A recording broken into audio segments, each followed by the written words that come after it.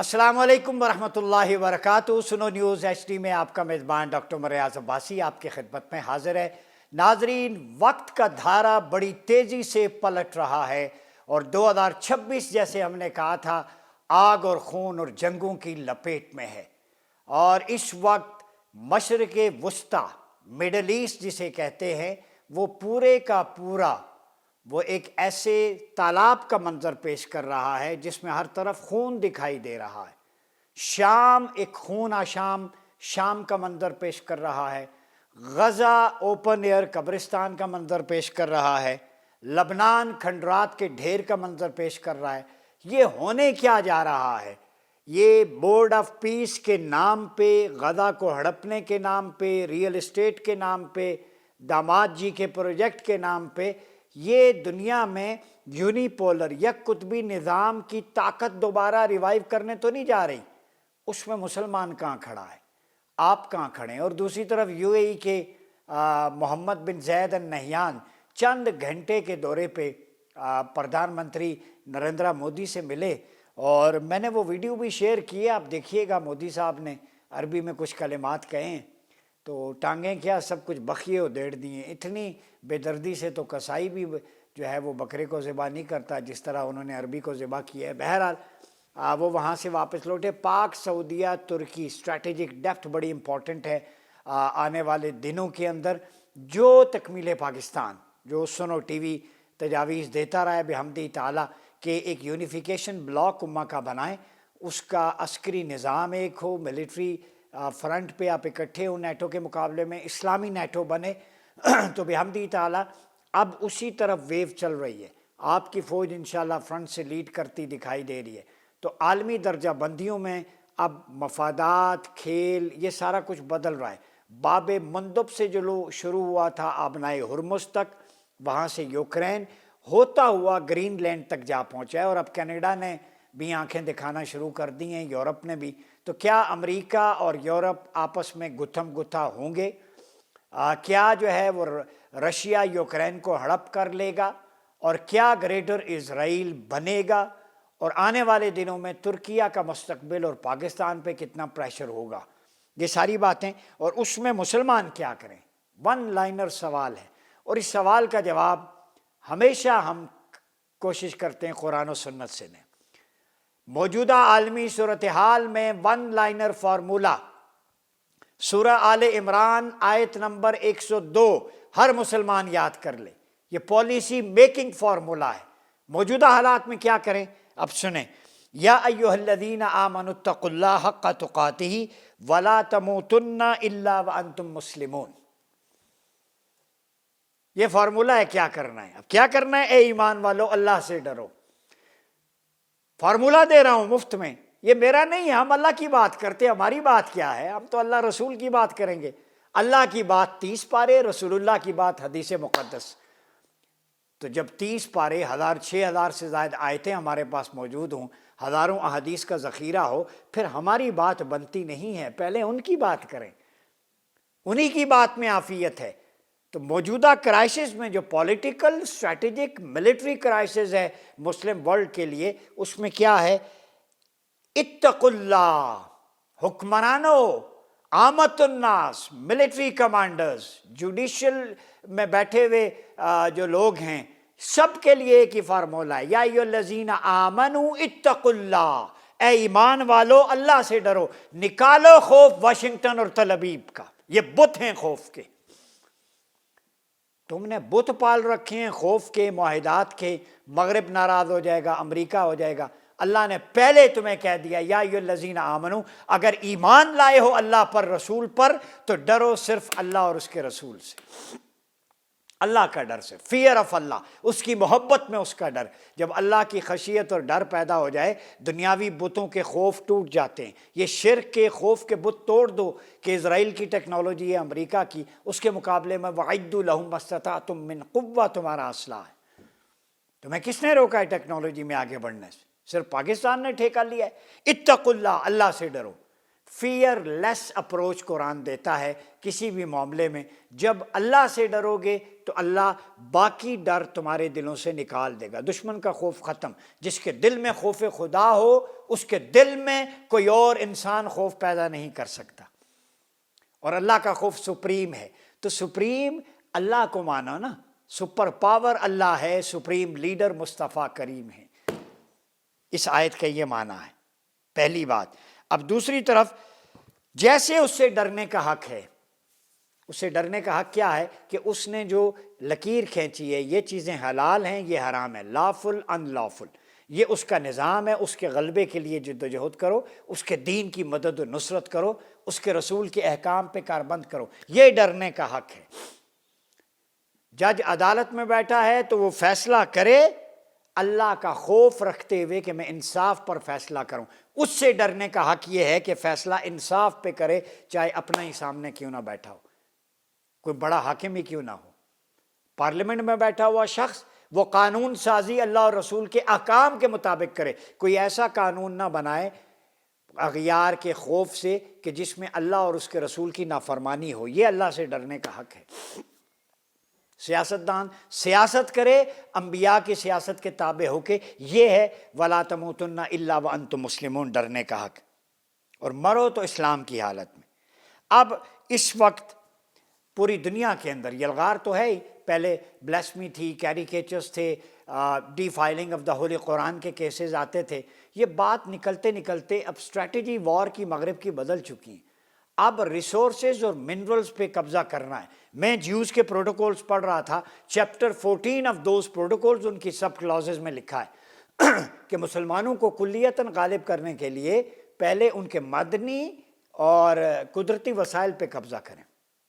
یہ تیل گیس, یہ ٹرمپ کا فارمولہ نہیں ہے, یہ زائونسٹ فارمولہ ہے. یہ سمجھیں گریٹر گیم.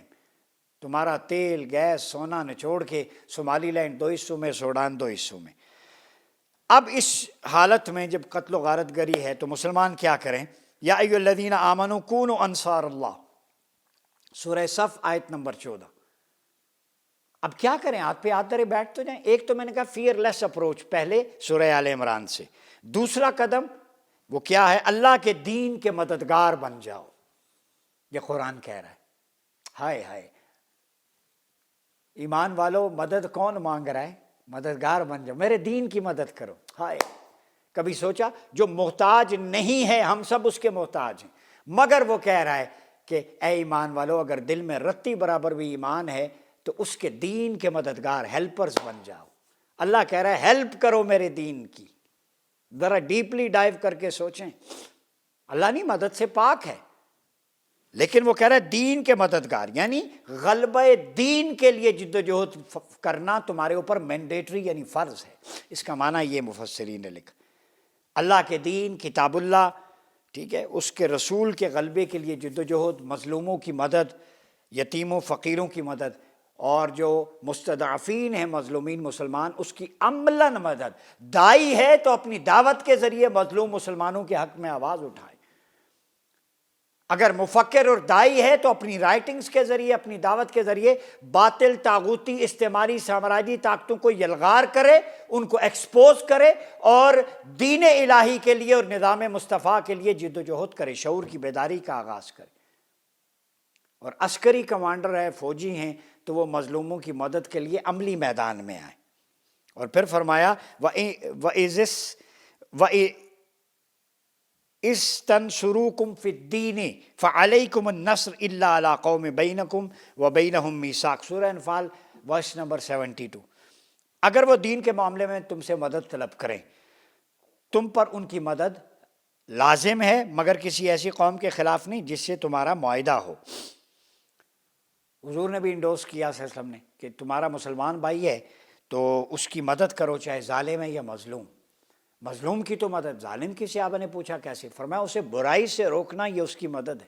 یہ جو تکمیل پاکستان یہاں سنو ٹی وی بیٹھ کے آپ کو بتاتا ہے اچھائی کیا ہے برائی کیا ہے, یہ ہم مدد کر رہے ہیں ان ظالموں کی بھی, ان کو بتا کے کہ بعد آ جاؤ کرپشن سے, یہ اللہ اور رسول کے نظام سے بغاوت.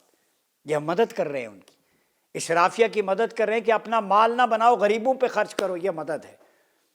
وَإِن تَنْصُرُكُمْ, یہ مدد ہے ان ججز کو متنبع کر کے کہ فیصلے میرٹ پر کرو، بریف کیس لے کے نہ کرو،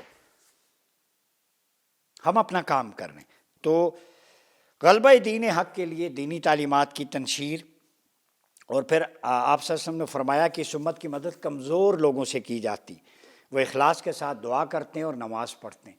کمزوروں کی وجہ سے تمہیں رزق دیا جاتا ہے، مستضعفین، یہ بلیسنگ ہے، ان کے ساتھ رواداری برتا کرو۔ یہ نہیں کہ تمہارا لائف سٹائل اور ہو، ادھر گول پلازے میں سینکڑوں لوگ جل جائیں، ان کا کوئی پرسان حال نہیں ہو، آگ بجھانے والے آلات بھی تمہارے پاس پوری۔ یہ نظام ہے جمہوریت کے تحفے طائف میں سے ایک گل پلازے کی آتش زدگی بھی ہے، جہاں فائر فائٹرز آئے، فائر بریگیڈ کی گاڑیوں میں پانی ہی نہیں تھا، وہ سیڑھیاں ہی نہیں تھی جتنا وہ پریشر اس کو ابزارب کا، کھربوں کا نقصان ہو گیا، ہزاروں خاندان اجڑ گئے، جان کا ازالہ تو ممکن ہی نہیں۔ وہ عمارتیں کس نے ٹھیکے میں دیں؟ یہ نظام ہے جو غریب خوش ہے، اس کے خلاف جد و جہد کرنا۔ حضور نے فرمایا میں نے ایک شخص کو جنت میں چلتے پھرتے دیکھا، اس کا نیکی کیا تھی؟ اس نے ایک ایسا کانٹے دار خاردار درخت کاٹا جو مسافروں کو تنگ کرتا تھا راستے میں۔ اس نے کہا کاٹ دوں تاکہ لوگ جو ہے وہ آسانی سے گزر سکیں۔ تو جس دین میں ایک پتھر ہٹانے پہ بھی اجر ملتا ہے، درخت کاٹنے پہ بھی ملتا ہے، تو ان حکمرانوں کو کیا ہو گیا ہے کہ اپنا دسترخوان، اپنے بیت المال لوگوں کے لیے وسیع نہیں کرتے، اپنی جیبیں بھرتے ہیں۔ کوئی مال کبھی کوئی قارون، شداد، حامان، فرعون یہ ساتھ لے کے گئے؟ سارے سکندر اعظم سمیت سب خالیات گئے۔ کفن کی کوئی جیب نہیں ہوتی، ایک انسلی چادر ہوتی، 2 گز زمین ہوتی ہے، اس میں آپ کو اے سی، وہ ٹھاٹھ باٹھ، وہ سارا، وہ کچھ بھی نہیں ہوگا۔ قبر میں کوئی برانڈڈ سوٹ نہیں ہوگا۔ یہ خواتین سے بھی کہتا ہوں، کوئی جیولری پہن کے آج تک مردہ کسی نے دفنایا ہے؟ وہاں تو آپ کے اعمال ہیں جو آپ کر گزرتے ہیں غریبوں کے لیے۔ اسی نظام کے ریوائول کی بات کرتے ہیں کہ آئیں خلافت کی طرف، اگر قبر میں نور چاہتے ہو تو خلافہ علی منہاج النبوہ نافذ کریں، اگر قبر میں سوال و جواب کے مرحلے سے گزرنا چاہتے ہو تو لوگوں کو آسائشیں مہیا کرو، قبر میں اگر انوار و تجلیات چاہتے ہو تو یہاں لوگوں کی مدد کرو، قبر میں حضور کی معرفت اور پہچان چاہتے ہو تو لوگوں کے ساتھ انصاف کرو، غریبوں کی داد رسی کرو، غزہ کے مظلوم مسلمانوں کی فریاد سنو، اس پہ اکٹھے ہو جاؤ۔ پھر حضور علیہ الصلوۃ والسلام نے فرمایا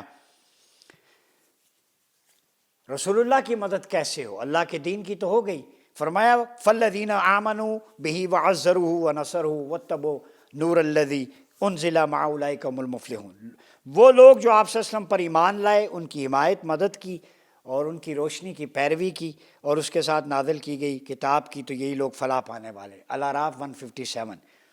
بہترین انداز ہے کہ حضور کی مدد کیسے کی جائے، آپ کا لایا ہوا نظام اس کو نافذ کیا جائے، اس کی تنفیذ، انفورسمنٹ، اجرا کیا جائے، اس نظام مصطفیٰ کی جد و جہد کی جائے اور اسی نظام کے مطابق فیصلے کیے جائیں۔ یہ رسول اللہ کی رضا اور خوشنودی ہے جو قرآن کہہ رہا ہے۔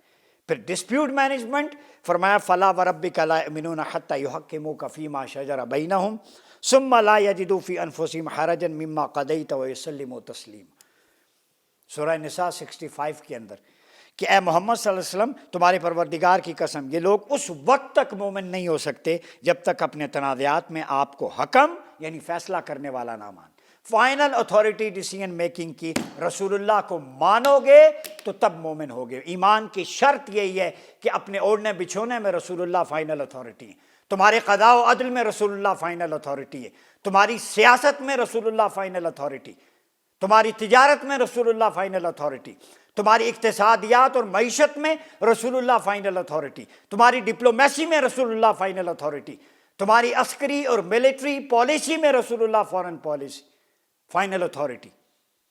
یعنی گھر سے لے کر ذات سے سیاست مدن پورے ملک کے انتظام و انصرام کو فائنل ڈیسیژن میکنگ میرے محبوب کو بنا لو، تب میں کہوں گا ہاں اب تم مومن ہو۔ اور پھر جو آپ فیصلہ کر لیں اس کے متعلق اپنے دل میں گھٹن محسوس نہ کریں اور پوری طرح سر تسلیم خم کر دیں۔ رسول اللہ کے فیصلے پہ گھٹن تسلیم ماننے والا وہ منافق ہے، قرآن نے کہا۔